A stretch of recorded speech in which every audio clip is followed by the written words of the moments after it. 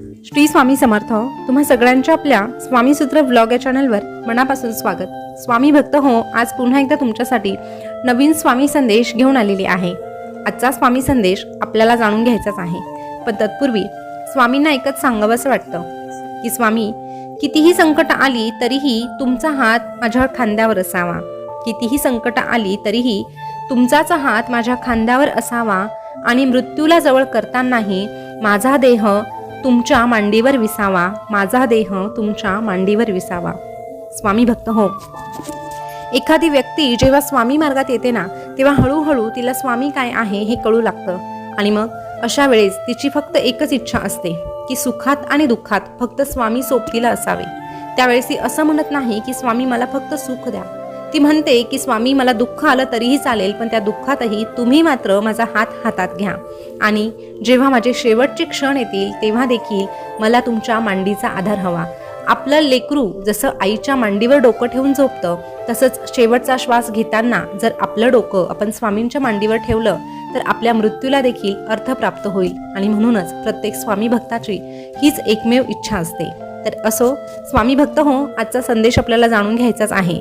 पण संदेश ऐकण्यापूर्वी तुम्हाला छोटंसं काम करायचं आहे. तुमच्या समोर जे 2 अंक दिसत आहे त्या 2 अंकांपैकी तुम्हाला एकच अंक निवडायचा आहे आणि संदेश काय आहे ते जाणून घ्यायचं आहे. तर स्वामी भक्त हो, तुम्ही तुमच्यासाठीचा 1 अंक निवडला असेल अशी मी आशा करते आणि संदेश काय आहे तेही सांगते. तर बघा, आता ज्यांनी 33 हा अंक निवडला त्यांना स्वामी महाराज काय सांगतात बघूया. स्वामी महाराज अशा प्रत्येक भक्ताला सांगतात, अरे जिथे जन्म तुझ्या इच्छेने झाला नाही, जिथे तुझा मृत्यू तुझ्या इच्छेने होणार नाही, तिथे जन्म आणि मृत्यूमध्ये असणाऱ्या असंख्य गोष्टी तुझ्या मर्जीने कशा होणार. अरे तू हे आयुष्य जगत आहे आणि हे आयुष्य तुला तुझं वाटत आहे, तरीही ह्या आयुष्यामध्ये घडणाऱ्या गोष्टी प्रत्येक वेळेस तुझ्या मनाप्रमाणे घडू शकत नाही, कारण नियतीने त्या अगोदरच ठरवलेल्या असतात. जीवनातल्या प्रत्येक गोष्टीमध्ये तू बदल घडवू शकत नाही, याचा लवकरात लवकर तू स्वीकार कर. प्रत्येक गोष्ट तुझ्या मनाप्रमाणे घडायला हे जग तू चालवत नसून हा ब्रह्मांड नायक चालवतो हे मान्य कर. अरे तुला काय वाटतं, तुला काय हवं यापेक्षा तुझ्यासाठी काय योग्य काय अयोग्य हे आम्ही जाणतो. म्हणून काही गोष्टी आमच्यावर सोडून द्यायला शिक. तुला जे हवं ते आम्ही कदाचित देतही असू, पण तुझं कर्म प्रत्येक ठिकाणी आड येतं. कर्मानुसार तुझ्या वाट्याला सुख आणि दुःख वेळेनुसार मिळणारच आहे. म्हणून सुखात माजू नको आणि दुःखात खचू नकोस. सुखात माजू नकोस आणि दुःखात खचू नकोस. हे सगळं तात्पुरतं असणार आहे. त्यात बदल हा वेळ घडवून आणणारच आहे. तू फक्त एक वाक्य लक्षात ठेव, ही वेळ देखील निघून जाणार आहे.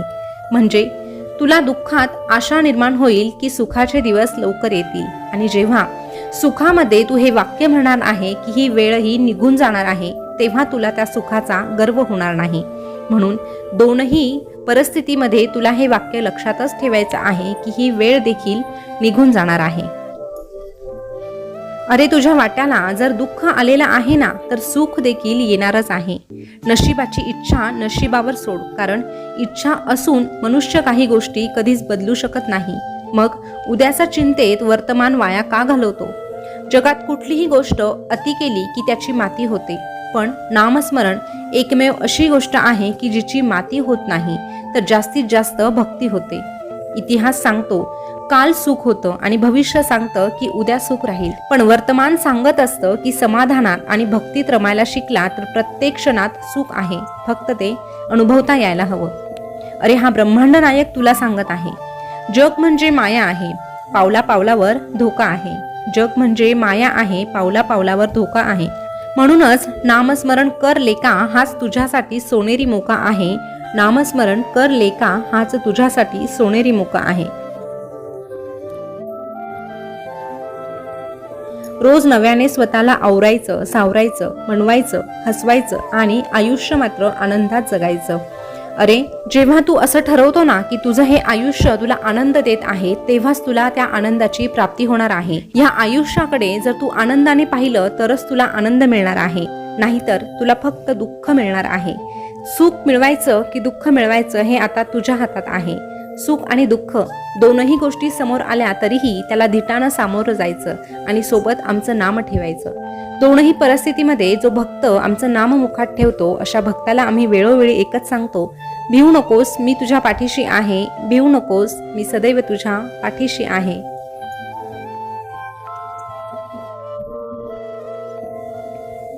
स्वामी भक्त हो, आता ज्यांनी पुढचा अंक म्हणजे 66 हा अंक निवडला आहे त्यांना स्वामी महाराज काय सांगतात बघूया. स्वामी महाराज अशा प्रत्येक भक्ताला सांगतात, अरे तू साधा बर्फ हा शब्द बोलला तरीही थोड्या वेळासाठी तुला थंडाव्याची जाणीव होईल, आणि अग्नी जाळ हा शब्द उच्चारला ना तर तुला गरम वाफांची जाणीव होईल.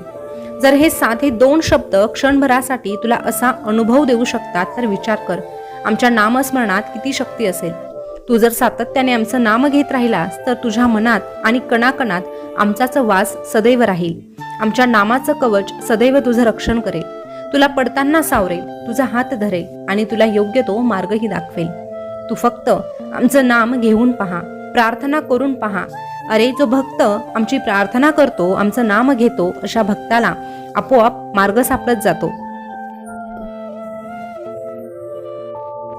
आयुष्य कधीच कुणाचं सोपं नसतं आणि सुंदरही नसतं.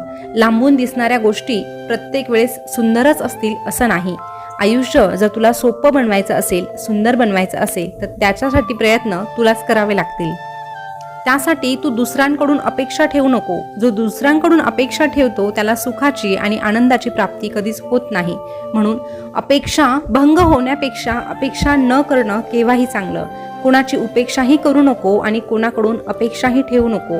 तेव्हाच खऱ्या अर्थाने तुझ्या आयुष्याचा मार्ग सोपा होणार आहे. अरे कधी आलं रडू तर रडून घ्यावं, मोठा श्वास घेऊन निवांत बसावं. होत असतं कधी कधी मनाविरुद्ध, पण पुन्हा नव्याने स्वतःला समृद्ध करावं.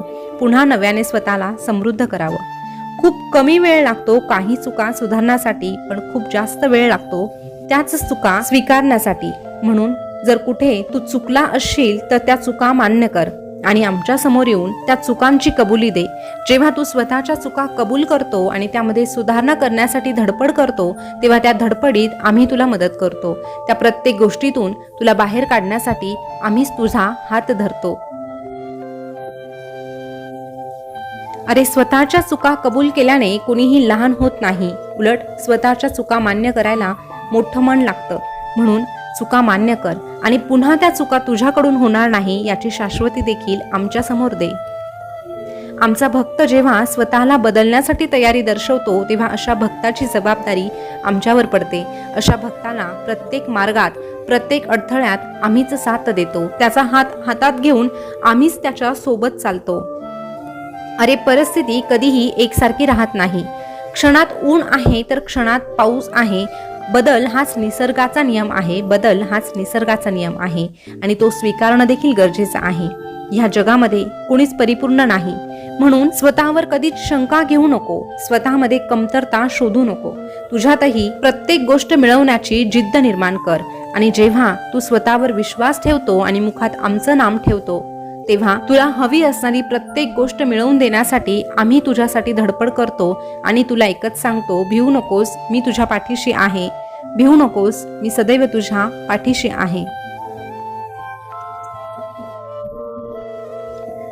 स्वामी भक्त हो, आजचा स्वामी संदेश तुम्ही ऐकला असेल तर आजचा संदेश तुम्हाला कसा वाटला हे कमेंट करून नक्की कळवा आणि तुम्ही तुमच्यासाठी कोणता अंक निवडला होता हे देखील सांगा.